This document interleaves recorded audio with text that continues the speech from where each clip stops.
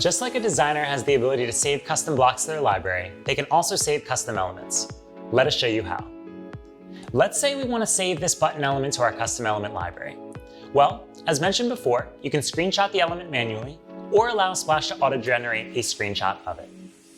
Next, locate the exact element you wish to save by using the Layout tab.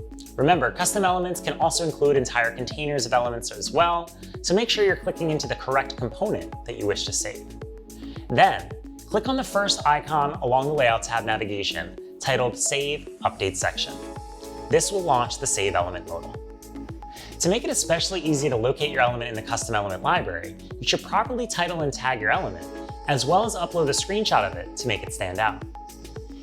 Before you hit save, you have one more option available to you: sharing it with the right people. After properly titling your element, click into the Sharing tab along the left-hand side. Sharing access to this element will allow users to add it to their pages as well. This can come in handy when you are working with a group of designers or collaborators that need to have access to the same things.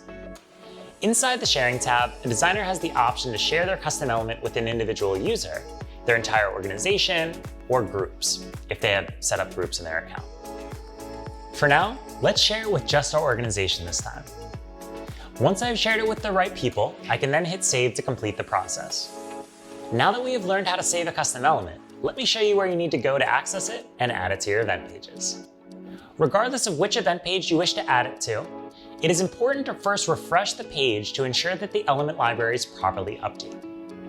To add the custom element to the event page, open the element library by clicking on the Add Element icon in the Layout tab, after clicking into a block, or pinpointing the location of the soon-to-be-added element using the on-page UX. Once the Add an Element modal has been launched, you'll find two new folders there. Let's search for it in our Yours folder.